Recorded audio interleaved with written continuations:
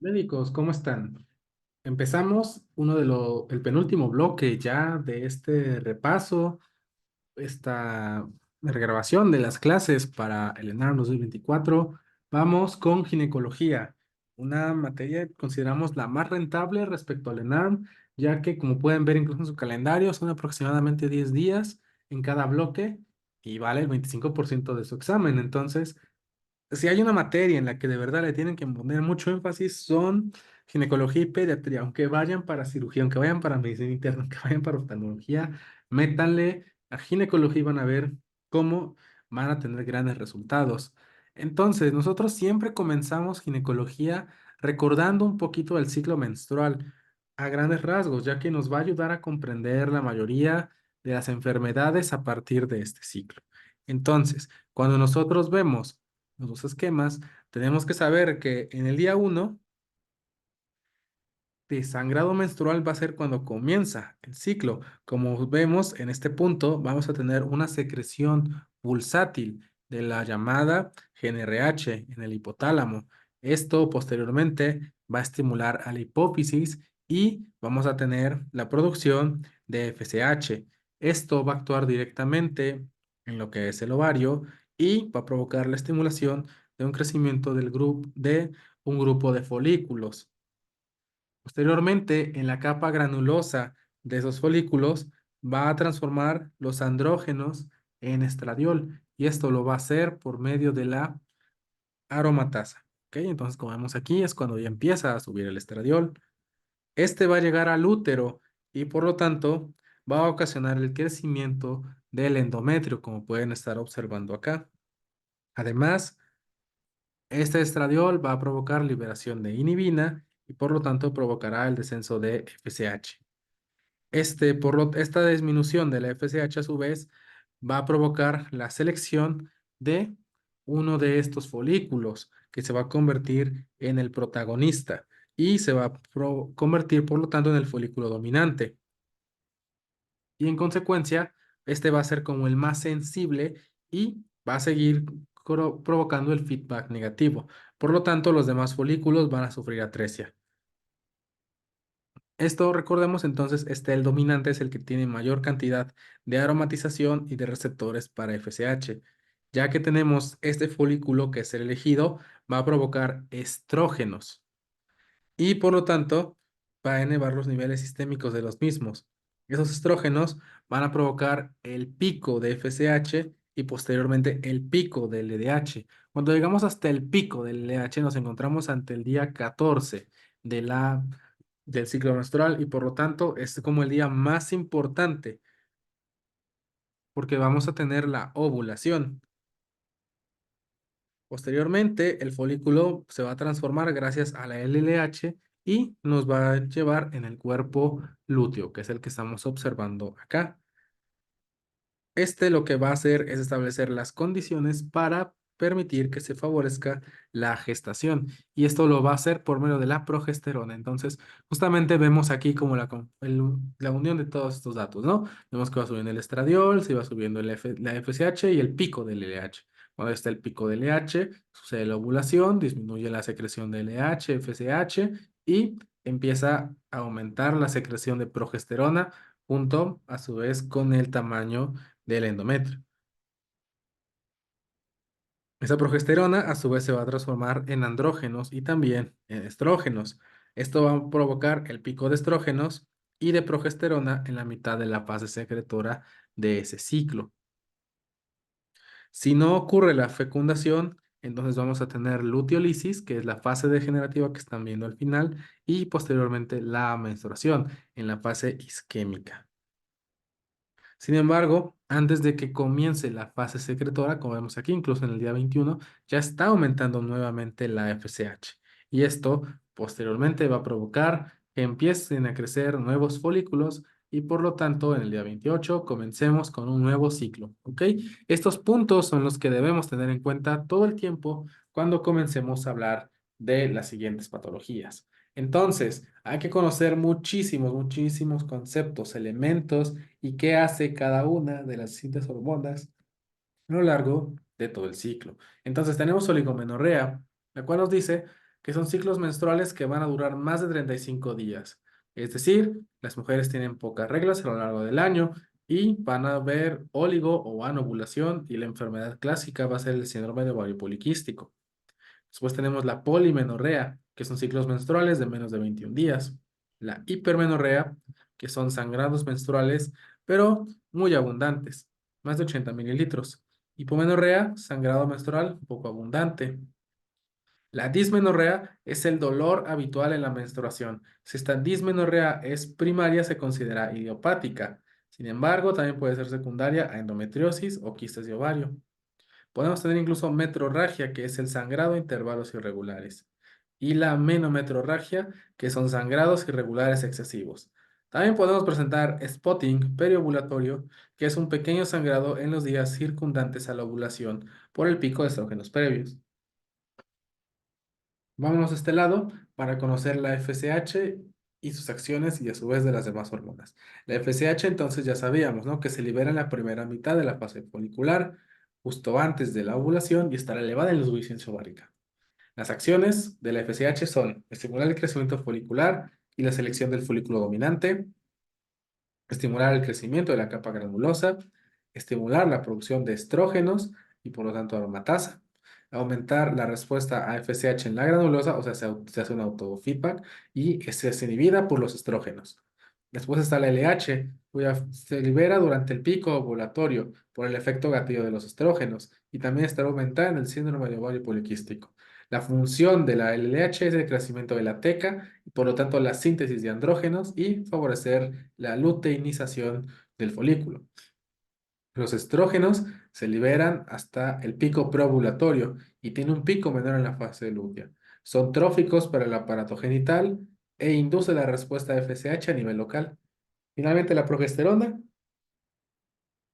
tiene su pico en la fase secretora en el día 8 tras el pico del LH. Su función será la maduración del endometrio, preparar las mamas para la lactancia, disminuir la excitabilidad de las fibras del miometrio, aumentar el metabolismo y la temperatura corporal, disminuir la cantidad de moco y también aumentar su viscosidad. ¿Ok? Vamos a hablar ahora de las amenorreas. Las amenorreas primarias son temas importantes en el ENARM que se preguntan cada año. Esta va a ser por la ausencia de menstruación cuando la mujer ya ha cumplido 16 años sin desarrollo de caracteres sexuales secundarios o a los 18 años ya los presentó. Tenemos cuatro muy importantes que son el Turner, Mayer-Rokitansky, Morris y Swire. El Turner tiene un calotipo específico que es el 45X. El cuadro clínico va a ser secundario a la ausencia justamente de este cromosoma X, donde van a presentar genitales femeninos ambiguos, talla baja y cuello alado. En esta enfermedad, la FSH va a estar súper elevada y hay que conocer las complicaciones o enfermedades asociadas, ya que se preguntan, cuando hablamos del síndrome de Turner, otra complicación va a ser la coartación aórtica. En cuanto al síndrome de Mayer-Rokitansky, este tiene un cariotipo 46XX. Aquí vamos a tener una genesia de los conductos mullerianos y vamos a presentar genitales externos adecuados. Sin embargo, va a haber una ausencia de los 2/3 superiores de vagina y de útero.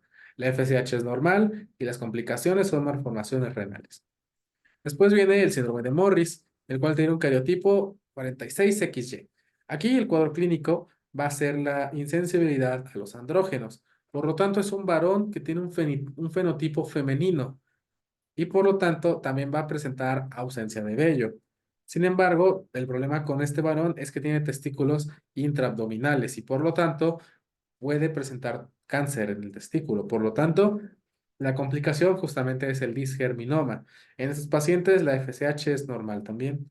Finalmente está el síndrome de Swyer, que tiene un cariotipo 46XY. Esta como tal se considera una disgenesia gonadal pura y no se va a expresar el gen SRY. Tiene un fenotipo femenino. Estos pacientes son de talla alta. Los genitales externos son normales, sin embargo, los internos serán hipoplásicos. La FSH en los pacientes con síndrome de Swyer está muy elevada y la complicación es el gonadoblastoma. Entonces podemos revisar ese algoritmo que nos habla de cómo abordar una menorrea primaria. Tenemos los caracteres sexuales secundarios, ¿ok? Si están presentes, hay que ver si tiene el útero. Si el útero está presente, nos encontramos ante uno de estos casos, un himen imperforado o un septo vaginal. Si los caracteres están presentes, pero el útero está ausente, entonces Hay que ver el cariotipo. Si este cariotipo es un 46XX, pues entonces lo que no tenemos son los dos tercios superiores y por lo tanto estamos ante una agenesia mulleriana o lo que es lo mismo, el síndrome de Mayer-Rokitansky. Si los caracteres están ausentes, entonces hay que solicitar un perfil hormonal. Si el cociente LH-FSH es menor a 5, estamos ante un hipogonadismo hipogonadotrópico y el problema está en el sistema nervioso central. Si la FSH está elevada y la LH también está elevada, entonces tenemos un hipogonadismo, pero que está hipergonadotrópico. Y hay que valorar el cariotipo. Si estamos ante un 46XX, estamos ante una agenesia o disgenesia gonadal. Y si estamos ante un 45X, es un síndrome de Turner. ¿Ok? Ahora vamos a hablar de las secundarias. Aquí tenemos que valorar desde muchos puntos el eje, hipotálamo, hipófisis. También podemos ver incluso otras anormalidades que puede provocar este tipo de situaciones. Bien, entonces, vamos a comenzar. Nosotros tenemos que solicitar siempre una prueba de embarazo. A partir de ahí comienza la valoración. Si la prueba de embarazo es positiva, pues entonces la amenorrea es secundaria a la gestación o en su defecto un coriocarcinoma. Si la prueba de embarazo no sale negativa, entonces hay que realizar una determinación de TSH y de prolactina. Si la TSH o la prolactina están alterados, entonces si es por la TSH, pues es hipotiroidismo. Y si es por la prolactina, pues es por una hiperprolactinemia, ¿no? Y puede ser un tumor y se debe tratar la etiología. Si la TSH y la prolactina son normales, entonces ya tenemos que valorar cuál es la parte del eje que no está funcionando. Lo primero que nos recomienda es realizar un test con progesterona. Si la paciente posterior a la administración de progesterona regla, entonces presentaba anovulación y por lo tanto el diagnóstico más probable será un síndrome de ovario poliquístico. Si posterior al test de progesterona la paciente no regla, entonces se tiene que realizar un test pero ahora con estrógenos y progesterona. Si posterior al test con estrógenos y progesterona la paciente todavía no regla, entonces hay una alteración genital. Si está en el útero, puede ser un síndrome de Asherman, estenosis del cervix o alteraciones en la vagina. Si posterior al test con estrógenos y progesterona la paciente regla, hay que medir niveles de FSH y LH y ver si estos están elevados. Si estos están elevados, el problema está en el ovario.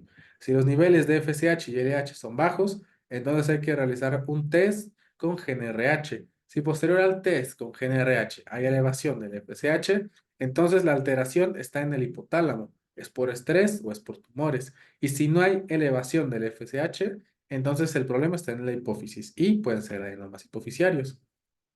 Listo. Ahora vamos de lleno con los temas de ginecología, estos basados exclusivamente en guías de práctica clínica, que es de donde viene el ENARD. A través de toda esa sección de gineco verán GPCs recientes, GPCs viejas y GPCs muy viejas. Entonces, vamos a iniciar con la anticoncepción de emergencia. Este se refiere a todo método de anticoncepción que se utiliza después del coito y antes de la implantación. Los métodos más utilizados reducen el riesgo de embarazo entre un 75 y un 89%. Y los métodos de anticoncepción de emergencia no son abortivos, ya que, como dice la definición, actuarán antes de la implantación y se enfocan para su uso ocasional, puesto el objetivo es luego continuar utilizando un método anticonceptivo regular. A ver, los regímenes pueden ser tanto píldora, su efecto puede ser con DIU. En cuanto hablemos de la píldora, tenemos el régimen de una píldora de levonorgestrel en dosis doble, o sea, 1.5 miligramos, como el régimen de dos dosis de levonorgestrel, que al final son 0.75 miligramos en cada dosis, y se pueden utilizar como anticoncepción de emergencia. También está el DIU de cobre, menciona la GPC que ese es el método más efectivo de anticoncepción de emergencia e incluso el DIU se puede utilizar después como método efectivo hasta que caduque el mismo. Sin embargo, este se requiere un profesional preparado para la inserción. ¿Cuáles son dos puntos clave entonces? Las mujeres que tienen relaciones coitales sin protección y desean prevenir el embarazo, se les puede ofrecer anticoncepción de emergencia hormonal en los 5 días siguientes al coito. Y la anticoncepción de emergencia con levonorgestrel puede ser considerada dentro de las 72 a 120 horas luego de la relación sexual sin protección. Siempre se debe realizar una prueba de embarazo a las mujeres en quienes no se presente la menstruación en los 21 días siguientes al tratamiento con anticoncepción de emergencia. Y eso sobre todo, pues nos hablaré de que hubo un fallo, ¿no? En la anticoncepción de emergencia. También nos dice que los dispositivos intrauterinos con banda de cobre en los brazos que contienen al menos 380 milímetros cuadrados de cobre tienen menores índices de falla y son la primera línea de tratamiento. O sea que si en el ENARM a ti te están preguntando, ok, ¿cuál es el tratamiento anticonceptivo de emergencia de primera elección? La respuesta correcta es DIU de cobre. En segundo lugar, ahora sí puede ser el levonorgestrel. Justamente la GPC nos dice prescribir dosis única de 1,5 miligramos o dos comprimidos de 0,75 de levonorgestrel después de una relación coital de riesgo. Y el régimen que causa menos efectos secundarios, te pueden preguntar tal cual en el ENARM, es el régimen JUSPE, que es etilenilestradiol levonorgestrel. Vamos a ver ahora otras enfermedades. Tenemos aquí la vaginitis infecciosa. Esta se define como la inflamación de la mucosa vaginal y generalmente va a estar causada por infecciones, llámese hongos, donde el género más importante es Cándida, bacterias, en este caso se llamará vaginosis, y protozoarios, que pueden ser Trichomonas vaginalis. Y se caracterizará por los siguientes síntomas: aumento en la cantidad de secreción vaginal, que es el flujo, prurito, ardor, irritación, otros más importantes, disuria, dispareunia, así como fetidez o mal olor vaginal.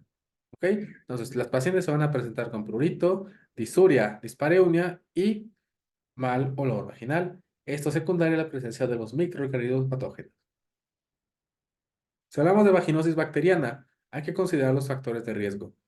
Como tal, la vaginosis no se considera una infección de transmisión sexual, pues más bien es el crecimiento de la microbiota normal. Los factores de riesgo incluyen el lavado vaginal, conductas vaginales, el realizar cunnilingus receptivo, los pacientes de raza negra, cambio reciente de pareja sexual, tabaquismo, uso de anticonceptivos hormonales, infecciones de transmisión sexual, como pueden ser clamidia o herpes, e incluso se ha descrito en mujeres vírgenes pero con descontrol o inmunosupresión. El diagnóstico se realizará contra la presencia de flujo o leucorrea vaginal, ya sea blanca o grisácea, fetidez, que incluso lo refieren como un dolor a pescado, así como ausencia de dolor, comezón, picazón o irritación. Y está recomendada con fines diagnósticos. Además, se recomienda utilizar los criterios de Amsel o la tensión de Gram, que ahorita revisamos. En la microscopía, el estudio microscópico del frotis, ya sea con Gram o el Papa Nicolau, te pueden ayudar, acompañándose obviamente de una prueba de medición del pH vaginal, así como la producción de olor a pescado, que en realidad es un olor muy fétido, al aplicar KOH al 10% en esos pacientes. ¿Ok? En el frotis de exudado vaginal están los famosos criterios de High ISO para el diagnóstico de vaginosis bacteriana, en el cual tenemos tres grados. El grado 1, que es el normal, donde predominan los lactobacilos; el grado 2 o intermedio, donde tendremos flora mixta con lactobacilos presentes. Sin embargo, también puede presentarse Gardnerella o Mobiluncus. Y en el grado 3, que es el diagnóstico de vaginosis bacteriana, predominará Gardnerella o Mobiluncus, y aparte vamos a tener pocos lactobacilos o ausencia de esos lactobacilos. El tratamiento en las mujeres con vaginosis bacteriana se dará únicamente cuando estas sean sintomáticas o en asintomáticas que serán programadas para procedimiento quirúrgico e incluso en aquellas que deseen tratarse. El tratamiento va a ser metronidazol, 500 miligramos vía oral, 2 veces al día, por 5 a 7 días. También se puede dar metronidazol, 2 gramos vía oral en una sola dosis, o metronidazol vaginal por 5 días. Cuando está contraindicado este tratamiento, se puede dar tinidazol, 2 gramos vía oral por 2 días, o 1 gramo vía oral por 5 días. También se puede dar clindamicina, 300 miligramos vía oral por 7 días, o clindamicina local, 100 miligramos por 3 días. Si hablamos de candidiasis vaginal, los factores de riesgo son aquellos que actúan como factores predisponentes, llámese diabetes descontrolada, anticonceptivos orales, obesidad, antimicrobianos de amplio espectro, corticosteroides, quimioterapia o incluso la inmunosupresión. Para diagnosticar la candidiasis vaginal, se tienen que presentar inflamación vulvar, así como fisuras. A la exploración podemos encontrar secreción adherente a la mucosa, que es de color blanco, con grumos parecido al queso cottage, que no sea fétido, que tenga eritema o enrojecimiento importante, que tenga prurito y que moleste al orinar. También es recomendable solicitar estudio microscópico, ya sea frotis en fresco, gram o citología vaginal ante la sospecha de candidiasis. Y solo en casos de recurrencia o vaginitis complicada se va a indicar el cultivo. En cuanto a la microscopía, generalmente está Candida glabrata, tropicales y crucei y se asocian sobre todo a candidiasis vaginal complicada. Esta es la que se presenta cuando tenemos 4 o más episodios por año, así como síntomas severos o tenemos datos de inmunosupresión como diabetes o alguna otra alteración vaginal, así como resistencia al tratamiento habitual. ¿Cuál va a ser el tratamiento entonces para la candidiasis vaginal? Tenemos azoles. No tenemos miconazol tópico, crema al 2% durante 7 días. También podemos utilizar nistatina, ya sea en óvulos o tabletas vaginales, a 100.000 unidades una vez al día durante 14 días. Si no, se puede utilizar fluconazol, 150 miligramos dosis única, o itraconazol, 200 miligramos cada 12 horas por un día. ¿Ok? También, sin embargo, hay que recordar que los azoles están contraindicados en el embarazo y la lactancia. También saber que los azoles tópicos te pueden provocar irritación vulvovaginal y se debe considerar si persisten los síntomas. También hay que recordar que estos medicamentos, los tópicos, dañan a los, como el miconazol más bien, pueden dañar incluso los condones y los diafragmas de látex. Si hablamos de tricomoniasis, recordar que la vaginitis por tricomona es una infección de transmisión sexual, por lo tanto también se debe considerar tratamiento en la pareja e identificar el número de parejas sexuales. El diagnóstico se hace ante la presencia de flujo anormal o leucorrea amarillenta abundante, que sea espumosa y que sea gaseosa, que esté fétida, que tenga disuria, dolor pélvico bajo, que la paciente presente vulvitis o vaginitis, con edema, eritema, cervicitis y que tenga cuello uterino en fresa o con un puntillo rosado. A la microscopía, está indicado realizar estos estudios en los pacientes con tricomoniasis. Detección en el frotis convencional de Papa Nicolau, que en la microscopía se presenta incluso la tricomona, sin embargo tiene una sensibilidad del 60%. En cultivos para tricomonas, pruebas de ácido nucleico y también incluso puede ser por PCR. El tratamiento para la tricomoniasis va a ser con metronidazol, 500 miligramos, 2 veces al día por 7 días, o también 2 gramos dosis única. En caso de que no puedas dar metronidazol, puedes dar tinidazol, 2 gramos en dosis única. Si hay falla el tratamiento, se debe valorar el cumplimiento de ese tratamiento, así como excluir el vómito del metronidazol, pues es altamente irritativo. La posibilidad de reinfección y también, obviamente, que la pareja haya recibido tratamiento si es la misma que tenía anteriormente, porque entonces pueden estar reinfectándose constantemente. Durante el embarazo, el tratamiento recomendado justamente es metronidazol, 2 gramos en monodosis. Y debe suspenderse la lactancia en caso de requerir metronidazol por al menos 24 horas, pues este justamente puede secretarse por la leche materna y se podrá iniciar después de haber concluido el medicamento. En cuanto a la clamidiasis, los factores de riesgo, hay que recordar que la clamidia también se considera una infección de transmisión sexual. El diagnóstico se realiza ante una paciente, se puede realizar incluso en paciente asintomática o con disuria, dolor en hipogastrio, prurito y escozor vaginal, además de presentar, y bueno, que se presenta durante el coito y que presenta además leucorrea amarillenta, fetidez y algo muy importante, que tenga un pH de más de 4,5. En la microscopía, incluso se puede diagnosticar en muestras de orina la clamidia por medio de NATs. Sin embargo, también se puede realizar cultivo o PCR. Aunque de todos modos, como habrán notado, el diagnóstico de esas enfermedades es meramente clínico en la mayoría de los casos. El tratamiento, ese es el que cambia. Para clamidia, se recomienda citromicina, 1 gramo vía oral en monodosis, acompañado de doxiciclina, 100 miligramos vía oral 2 veces al día por 7 días. Regímenes alternativos son eritromicina, 500 miligramos cada 6 horas por 7 días. También puede ser leofloxacino, 500 miligramos vía oral, 1 vez al día por 7 días. U ofloxacino, 300 miligramos cada 12 horas por 7 días. Recuerda que no puedes indicar doxiciclina o leofloxacino en el embarazo. Y también recordar que el tratamiento de la pareja es indicado en los casos de clamidia trachomatis. Entonces, si te quedó duda de lo que acabamos de hablar, tenemos esta imagen que te puede ayudar a recordar un poquito más cómo diferenciar todas y cada una de esas enfermedades. ¿Ok? Entonces, si hablamos de candidiasis, hay que tener una secreción vaginal que va a ser blanca y va a ser grumosa. El cérvix va a estar eritematoso y va a presentar un prurito intenso. Podemos acá, tenemos la secreción, que es blanca, que está adherida a las paredes y que mencionan que es grumosa, como parecida al queso cottage. Recordar que en la cándida el pH es el único que es ácido, menos de 4,5. El diagnóstico se puede hacer microscopía en fresco, donde vamos a encontrar las hifas de cándida.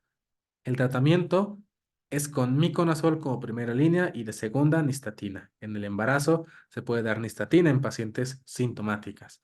En cuanto a la clamidia, vemos una secreción que es francamente purulenta, amarilla o blanco purulento. El cervix va a presentar escozor y la paciente va a referir dispareunia. El pH va a ser más de 4,5, es alcalino. El diagnóstico es por NATS, por antígeno en orina o meramente clínico. El tratamiento es con doxiciclina de primera línea y de segunda línea acitromicina. En el embarazo, recuerda que como está contraindicada la doxiciclina, damos acitromicina. Posteriormente viene Gardnerella vaginalis, que tiene una secreción que es gris y que es homogénea. Generalmente no tiene alteraciones el cervix más que estar eritematoso. El pH es más de 4,5 y es uno de los criterios de Amsel que mencionábamos anteriormente. ¿Ok? Los criterios de Amsel son un pH alcalino más de 4,5, la presencia de células clave, que justamente es la Gardnerella, que van a ser las pequeñas bacterias que van a estar adheridas a las células epiteliales del cervix.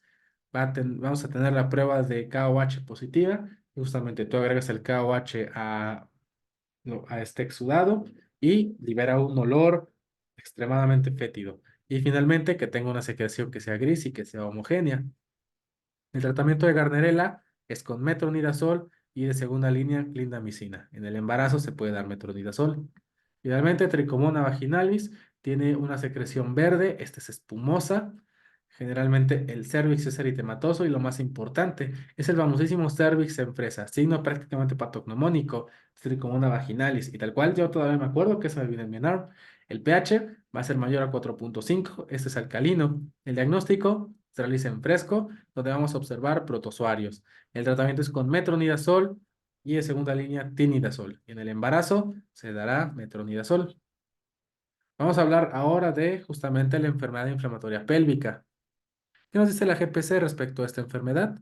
Bueno, que ese es un síndrome clínico que consiste en dolor abdominal bajo, flujo vaginal y que se presenta por la infección de gérmenes procedentes del cérvix, sobre todo en mujeres con prácticas sexuales de riesgo, que puede ir desde endometritis, parametritis, salpingitis o foritis, que puede llegar a un absceso tubovárico y finalmente peritonitis. Hay tres tipos de esta enfermedad: subclínica, asintomática, sintomática y grave. Y las secuelas pueden ser dolor pélvico, embarazo ectópico o infertilidad. Vamos a ver un poquito de la epidemiología. La enfermedad inflamatoria pélvica, como tal, también es una infección de transmisión sexual, causada sobre todo por Clamidia trachomatis, que ya vimos anteriormente, y Neisseria gonorrhoeae. En la población de México, tiene una prevalencia de 13,7 y 14,3 para Neisseria gonorrhoeae y de 11,4 para Clamidia trachomatis. Entonces, en México, el agente principal va a ser Neisseria gonorrhoeae. El cuadro clínico para sospechar de enfermedad inflamatoria pélvica es un dolor abdominal bajo, dispareunia, leucorrea, sangrado transvaginal anormal y fiebre. Y prácticamente toda paciente en edad reproductiva que presente dolor pélvico o abdominal bajo y fiebre, lo primero que debe sospechar es una enfermedad pélvica inflamatoria. En el examen ginecológico, lo que podemos encontrar es dolor a la movilidad del cérvix, dolor uterino o dolor anexial. Tenemos definiciones operacionales de caso sospechoso y caso definitivo. El caso sospechoso: toda mujer que presente dolor abdominal baja con o sin síntomas acompañantes. Y el caso definitivo: toda mujer que presente dolor abdominal con o sin agregados y cultivo de secreción vaginal que sea positivo a Neisseria gonorrhoeae, Clamidia trachomatis, Mycoplasma hominis, Uroplasma urealítico, gram negativos, aerobios, streptococos. Hay una clasificación importante que va por grados, que va del leve al severo. El grado 1 o leve es aquella enfermedad inflamatoria pélvica no complicada, no hay masa anexial, ni tampoco datos de abdomen agudo, ni mucho menos irritación peritoneal. El grado 2 es aquella que está complicada, tenemos masa anexial o un absceso que involucra las trompas y o los ovarios. Tenemos o no signos de irritación peritoneal. Y el grado 3, tenemos ya la diseminada, que tiene afectación de estructuras extrapélvicas. En estos ya se rompió el absceso que teníamos antes limitado. Ya tenemos absceso tubo ovárico roto o peritonitis o incluso datos de respuesta inflamatoria sistémica, ¿no? Fiebre o hipotermia, taquipnea, taquicardia y leucocitosis. El diagnóstico. En mujeres con vida sexual activa con sospecha de enfermedad inflamatoria pélvica, se debe realizar frotis con tinción de Gram, donde podemos encontrar diplococos Gram negativos, que correspondería justamente a Neisseria gonorrhoeae, o cultivo de Neisseria gonorrhoeae en Taller-Martin, o inmunofluorescencia positiva para Clamidia trachomatis, o los NATs o la PCR, o el antígeno urinario. Y, sin embargo, debes saber que se considera la laparoscopía como el gol estándar para el diagnóstico de enfermedad inflamatoria pélvica y es de utilidad para el diagnóstico diferencial de enfermedades como embarazo ectópico, tumoraciones axiales y apendicitis aguda. En la ecografía, hay que saber que esta auxilia en el diagnóstico de enfermedad al encontrar engrosamiento o colección al interior de las trompas de falopio, con o sin líquido libre en fondo de saco, y con el Doppler también te puedes ayudar porque si está aumentado, pues te habla de que hay infección en ese sitio. Entonces, para el diagnóstico, pues puede ser clínico por ecografía, pero el gold estándar sí o sí va a ser la laparoscopía. Esto apréndetelo muy bien porque es una pregunta obligada del ENARM. Estudio del gold estándar o estándar de oro para la enfermedad inflamatoria pélvica, tú tienes que responder justamente que es la laparoscopía. Bien, si te preguntan los agentes más importantes, pues obviamente estos son Neisseria gonorrhoeae, Clamidia trachomatis. Siempre debes tener esos en cuenta a la hora de responder tu NARM.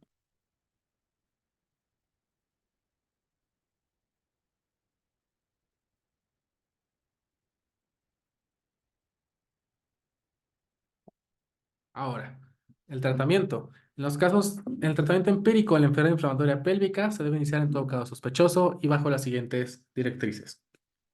Mujer joven de menos de 24 años que sea sexualmente activa y con riesgo de enfermedad de transmisión sexual o dolor pélvico, que además se acompañen de al menos uno de los siguientes: dolor a la movilización del cérvix, dolor uterino o dolor anexial.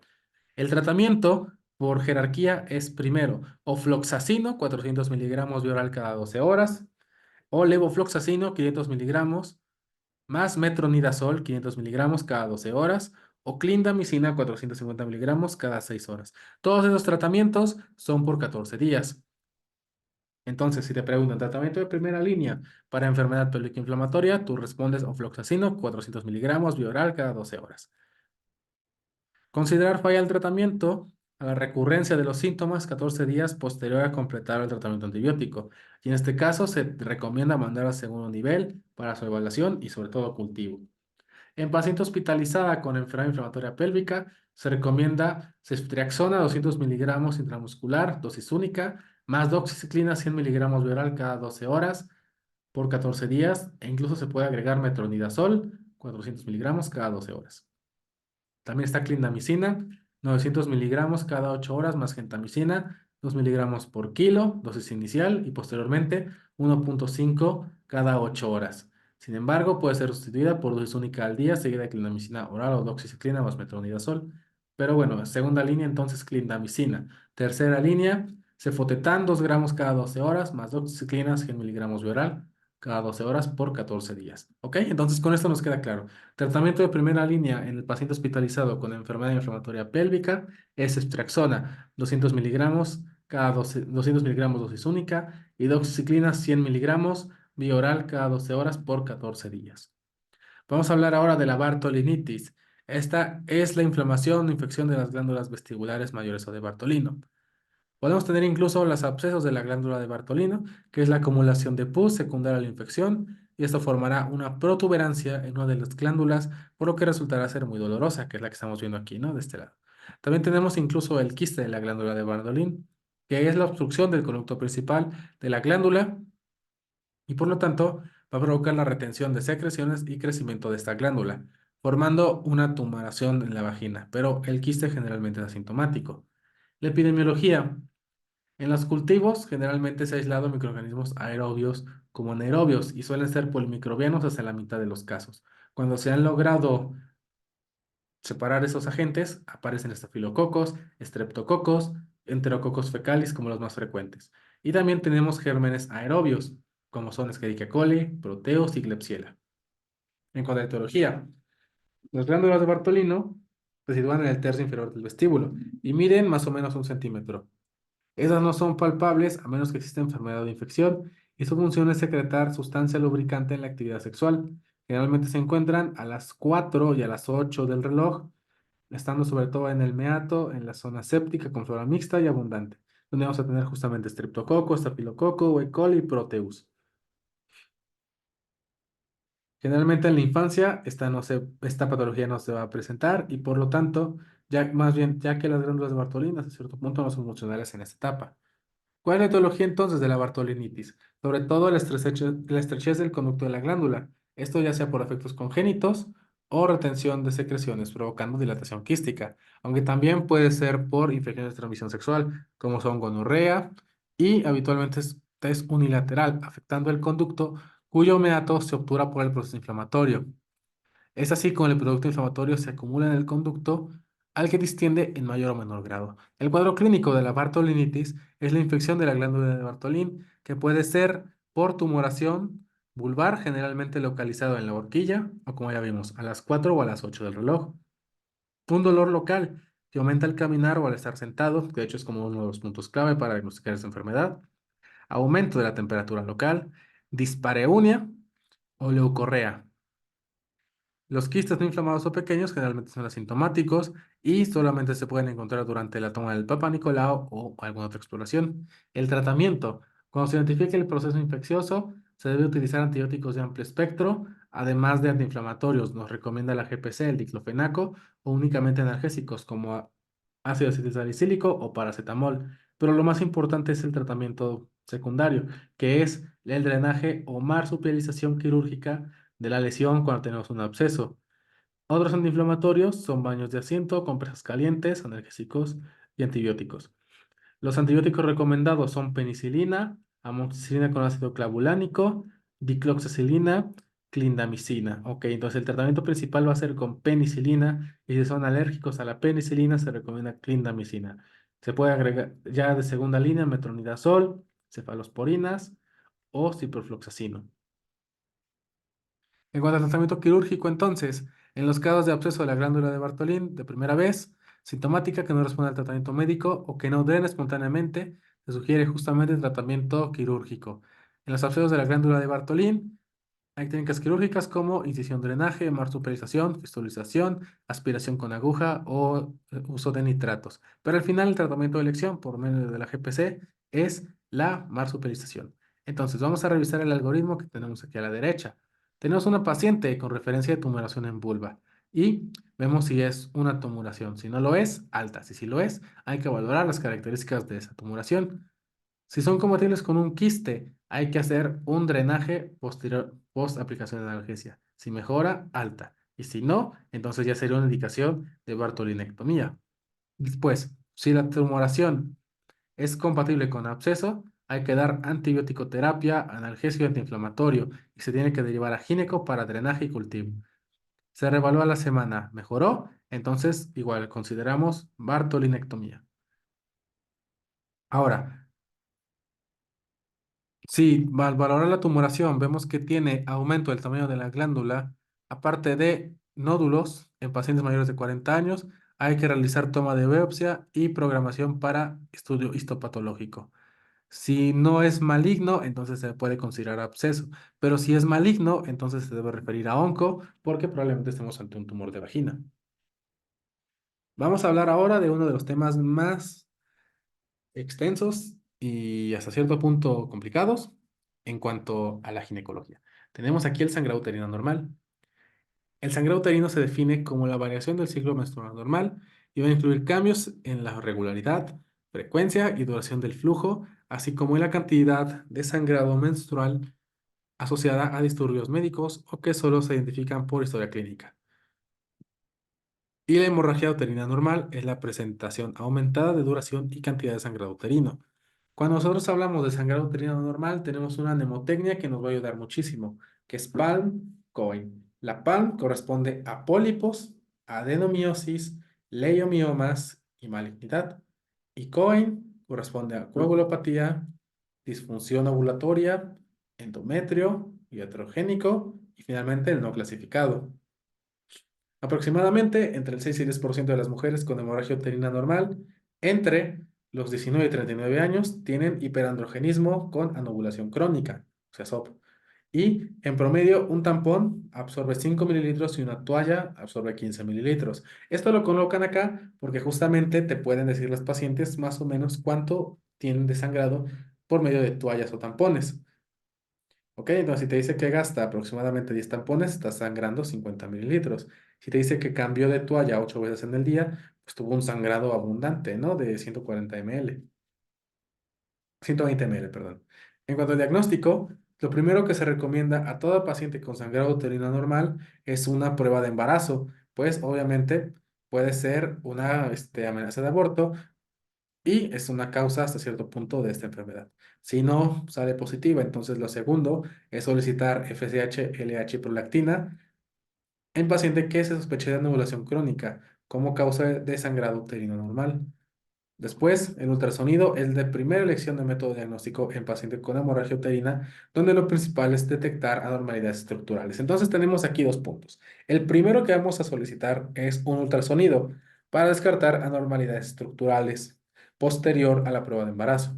Si nos sale el ultrasonido normal, entonces ahora sí pedimos FDH y LH, ¿ok? Entonces, en jerarquía, uno le vas a pedir la prueba de embarazo. Prueba de embarazo negativa, ultrasonido para buscar alteraciones estructurales. Negativo, pides FSH y LH. Puntos importantes. El límite superior del grosor endometrial dependerá del ciclo menstrual. En las premenopáusicas tiene que ser mayor a 16 milímetros, mientras que en las posmenopáusicas mayor a 5 milímetros. Y se puede realizar incluso histeroscopía cuando hay resultados de ultrasonido que no son concluyentes.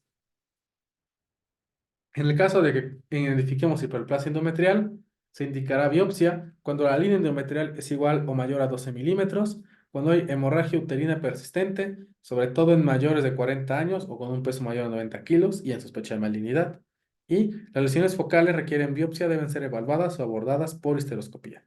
En cuanto al tratamiento médico, esa se puede, la primera línea es con antiinflamatorios no esteroideos o AINES. Es una pregunta obligada del ENARM que siempre te van a hacer. Entonces recuerda siempre, tratamiento de primera línea para sangrado uterino normal son los AINES. En segundo lugar, por raro que parezca, son los anticonceptivos hormonales, ya sea orales o también puede ser progestágenos. Y en tercera línea, danazol o agonistas de hormonas liberadoras de gonadotropinas. Pero como tal, aquí viene, ¿no? Se sugiere el uso de AINES como tratamiento inicial en pacientes con hemorragia uterina normal de origen no anatómico, regular y no abundante. En tratamiento médico, es conveniente la terapia con antiinflamatorios no esteroideos en pacientes de primera vez y casos no severos antes de utilizar los hormonales. Las pautas, 3 a 5 días previos al inicio de la menstruación y 3 a 5 días posterior al sangrado. Ahora, los AINES deben ser retirados si no se observa mejoría en los 3 primeros ciclos de tratamiento y si no hay respuesta a los 3 primeros ciclos se deberá pasar a otro tratamiento farmacológico. Cuando hablamos de la terapia hormonal, los anticonceptivos orales combinados son buena opción para el control de la hemorragia uterina, siendo de elección la microdosis en adolescentes y en caso de no respuesta pensar en AINES u otra alternativa farmacológica. En caso de estar indicadas las progestinas, de 2 a 10 miligramos por día a partir del día 14 del ciclo por 10 días. Y también se puede utilizar el sistema DIU, pues libera 20 microgramos de levonorgestrel en la cavidad endometrial al día. Finalmente, el danazol falla otros tratamientos por sus efectos secundarios. Entonces, otra vez, primera línea AINES, segunda línea anticonceptivos orales, tercera línea levonorgestrel, depurador de levonorgestrel, cuarta línea danazol. Para tratamiento quirúrgico, únicamente en pacientes con hemorragia uterina normal no anatómica, que serán falla de tratamiento médico, contraindicaciones farmacológicas, anemia con alteraciones hemodinámicas, impacto en la calidad de vida, así como deseo de mejor calidad de vida y también salud sexual. La ablación se puede considerar en pacientes con falla de tratamiento médico que no deseen embarazo, pero tampoco histerectomía, o que no sean candidatas a histerectomía, úteros sin anomalías anatómicas ni histológicas, y también en fibromas de pequeños elementos, o sea, de menos de 3 centímetros de diámetro. Aquí tenemos entonces el algoritmo. Tenemos una paciente con hemorragia uterina anormal. Se realiza un interrogatorio y exploración física, se le pide hemograma y prueba inmunológica del embarazo. Si hay embarazo, pues a la GPC de aborto. Si no hay embarazo, entonces, sospecha de anomalía estructural o histológica, vámonos por el lado del bien, no la tenemos. Hay coagulopatía, no la tenemos. Hay endocrinopatía, no la tenemos. ¿Ok? Ultrasonido pélvico. Engrosamiento endometrial más de 12 milímetros, histerescopía y o biopsia de endometrio. Otra alteración estructural como miomatosis, adenomiosis, pólipos, etcétera. Diagnóstico y tratamiento de la hemorragia uterina normal, ¿no? Por miomas o adenomas. Reporte sin alteración, descartamos causa estructural. Ok. Si teníamos coagulopatía, pruebas de coagulación y se va a hematología. Si hay endocrinopatía, hay que ver si hay enfermedades tiroideas. Si sí las hay, lo enviamos a endocrino. Si no lo hay que ver si es por si hay obesidad, hirsutismo o virilización. Y se le hace el perfil hormonal buscando elevación de testosterona y vamos a descartar enfermedades androgénicas, como síndrome de ovario poliquístico. ¿Ok? Que justamente es el siguiente tema.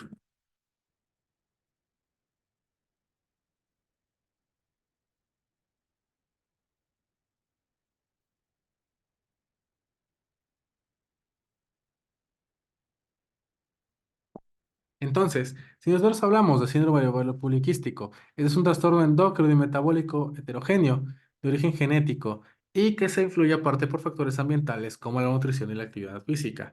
Y lo que más nos va a importar es que justamente los pacientes presentan, o las pacientes, presentan hiperandrogenismo, así como trastornos menstruales.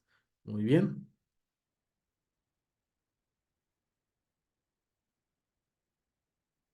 Ahora, se asocia con obesidad, generalmente que es central, y también anormalidades metabólicas, como son la resistencia a la insulina. Cuando nosotros estemos hablando de hirsutismo, no es nada más decir que la paciente presenta mucho vello, sino que debemos dar alguna escala que sí podamos comprender entre varios médicos, la cual es justamente una pregunta de Lenard, que la escala de Ferriman y Galway, que es la que están observando aquí en la esquina inferior izquierda. En cuanto a la epidemiología, los factores de riesgo son antecedente de menarca temprana, antecedente familiar del mismo síndrome de ovario poliquístico o también incremento excesivo del IMC al inicio de la menarca. ¿Ok?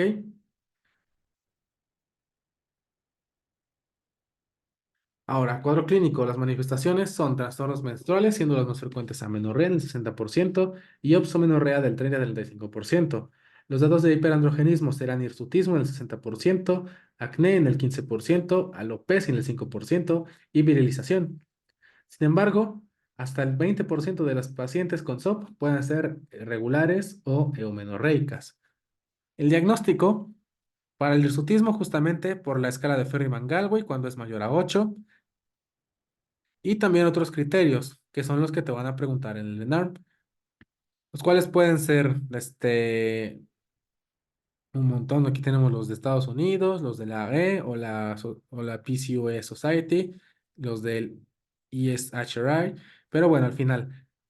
Aunque el diagnóstico de síndrome del ovario poliquístico es clínico, hay determinaciones que pueden afinarlo, como son niveles séricos de testosterona o dehidroepiandrosterona y sulfato de dehidroepiandrosterona, hormona estimulante de folículo y hormona luteinizante, una relación LH-FSH mayor a 2, alteraciones en la glucemia y la insulina, justamente la elevación de la insulina te daría un índice de HOMA elevado, progesterona sérica, así como el ultrasonido pélvico o endovaginal. En el ultrasonido detecta ovarios poliquísticos hasta en el 75% de los casos. Y para poder decir que estos ovarios son poliquísticos o para identificar una poliquistosis ovárica, esa será la presencia de uno o los dos ovarios que tengan 12 o más folículos y o un volumen ovárico de más de 10 centímetros cúbicos. Muy bien. El tratamiento para el síndrome de ovario poliquístico, entonces, son dieta baja en calorías, 1000 a 1200 kilocalorías al día, o también puede ser una reducción de 500 kilocalorías cada semana respecto a la dieta habitual. En mujeres obesas, dieta baja en carbohidratos y grasas, y obviamente adherirse a la dieta. Los anticonceptivos orales son el tratamiento de primera línea en pacientes con SOP, sin deseos de embarazo, y se pueden utilizar incluso por periodos mayores a 6 meses. Lo más recomendado son etilenilestradiol, 20 microgramos. También se puede dar de segunda línea medroxiprogesterona 10 miligramos, 7 a 10 días, la segunda fase del ciclo por hasta 6 meses. Y el objetivo va a ser regular el ciclo menstrual. El tratamiento del hirsutismo se va a dividir en farmacológico y cosmético. El farmacológico, pues con anticonceptivos, y los cosméticos pueden ser justamente la remoción del pelo terminal por el hirsutismo, ¿no? Podemos tener espironolactona, fluomatide e incluso finasteride. Cuando se documenta una ovulación crónica en pacientes con SOP y dosis de embarazo, la recomendación no son ni el levonorgestrel, ni el etinilestradiol, ni la medroxiprogesterona. La paciente con síndrome de ovario poliquístico con deseo de embarazo se le debe recetar citrato de clomifeno. En pacientes también que sean resistentes a la insulina y síndrome de ovario poliquístico, se recomienda sensibilizadores a la insulina. Esos son metformina y también tiazolenidedionas, como son pioglitazona o rosiglitazona. Vamos con otro tema importante que es la endometriosis. Esa es la presencia de tejido endometrial funcional, así como glándulas y estroma fuera de la cavidad uterina, sobre todo en ovarios en la superficie del peritoneo pélvico, lo cual va a provocar una reacción inflamatoria crónica. Para epidemiología, tenemos factores de riesgo como dismenorrea, alteraciones menstruales, así como menarca de edad temprana. Y los sitios de mayor frecuencia serán los ovarios, fondo de saco de Douglas, ligamento ancho y ligamentos uterosacros. Hay otros factores de riesgo como la menarca temprana antes de los 11 años, ciclos cortos de menos de 27 días, que presenten hemorragia mayor que lo normal y que la cantidad se asocie a la endometriosis justamente. Ahora, todo factor que genera disminución en la producción de estrógenos se asociará a disminución del desarrollo de endometriosis. O sea, que todos estos provocan o son factores protectores, como son tabaquismo, ejercicio, así como disminución del porcentaje de grasa corporal. Esto tiene que ver en el tratamiento, eliminando el tabaco, obviamente, porque parte de la valoración integral es que justamente la paciente realice ejercicio y disminución del porcentaje de grasa corporal. Para el diagnóstico se requiere sobre todo dolor pélvico crónico, infertilidad y masa anexial. Las pacientes que lleguen por endometriosis o que te refiera a tu caso clínico, va a ser una mujer en edad joven que tiene un dolor pélvico crónico, que tiene sangrado abundante y también refiere que es infértil. ¿Ok? Ahí es muy importante la diferencia con enfermedad pélvica inflamatoria. De hecho, es parte de los talleres que realizaremos a partir del mes de mayo-junio una vez que completemos todo el temario, por lo menos en sus primeras 2 vueltas. Entonces, durante la exploración física y manual, tendremos dolor pélvico, útero fijo, así como ligamentos uterosacros dolorosos y ovarios aumentados de tamaño. Los nódulos que infiltran profundamente, o sea, en el fondo del saco de Douglas, incluso se detectan mejor durante la menstruación. Para el abordaje diagnóstico se recomienda como estudio inicial ultrasonido vaginal, como estudio de gabinete inicial en pacientes con endometriosis y, de contar con el recurso, resonancia magnética para endometriomas. Se recomienda la paroscopía para establecer el diagnóstico de endometriosis. Ok, entonces, estudio inicial justamente va a ser el ultrasonido pélvico, el ultrasonido vaginal, pero el gold estándar aquí también es la laparoscopía, igualito justamente a la enfermedad pélvica inflamatoria. La visualización directa de la lesión es suficiente, sin embargo, la confirmación histológica es lo ideal. Los endometriomas de más de 4 centímetros o lesiones profundas, el diagnóstico es necesario, pues se debe excluir alguna lesión maligna. Para el tratamiento de la endometriosis, se recomienda igual AINE como tratamiento de primera línea para la dismenorrea y el dolor pélvico, y posteriormente se puede dar anticonceptivos orales combinados, pues son mejores para el manejo del dolor asociado a endometriosis. Muy bien. También se recomienda la supresión de la función ovárica durante 6 meses en el tratamiento del dolor y, finalmente, la ablación de las lesiones endometriósicas más adherenciolisis es efectiva para mejorar la fertilidad cuando se compara únicamente con la paroscopía diagnóstica. ¿Ok? Vamos a hablar ahora entonces de otro tipo de masas, miomatosis uterina. Estos son tumores benignos del músculo liso del útero, que generalmente malignizan en menos del 1% de los casos. El tamaño es variable y van desde milímetros hasta grandes tumores que ocuparán toda la cavidad abdominal.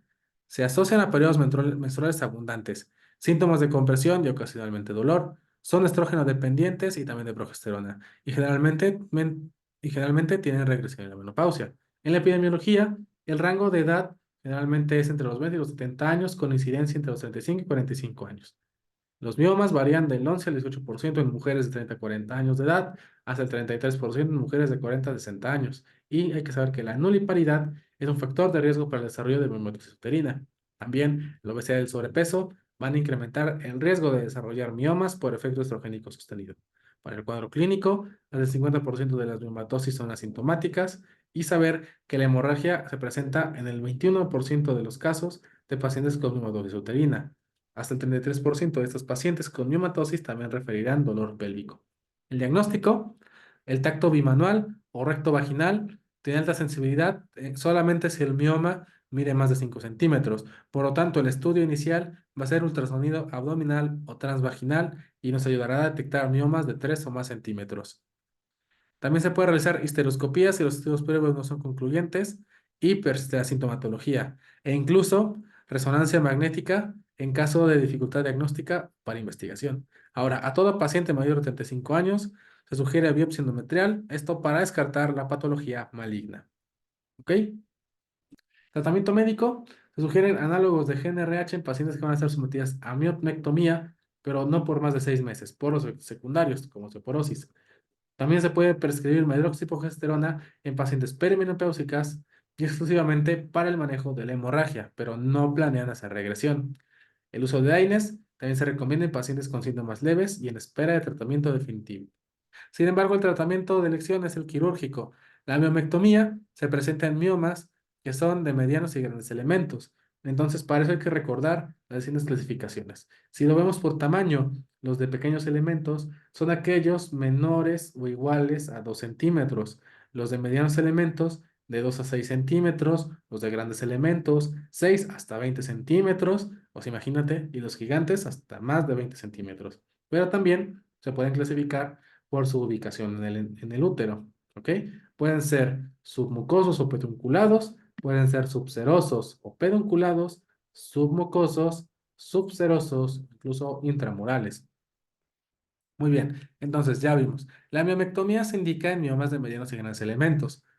Reservamos justamente la laparoscopía para miomas subserosos de pequeños elementos y la miomectomía vaginal se prefiere en miomas cervicales pediculados.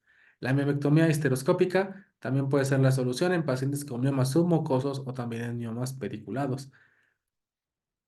También la embolización de la arteria uterina sí te puede ayudar como alternativa, pero se debe ofrecer tratamiento definitivo con histectomía en mujeres que ya tengan miomatosis sintomática y paridad satisfecha, obviamente valorando riesgos y beneficios. Pero si es un sangrado que no mejora, que condiciona anemia y sobre todo en pacientes que ya con fertilidad satisfecha, pues se prefiere la histerectomía. En caso de que no, pues se puede realizar miomectomía laparoscópica o histeroscópica.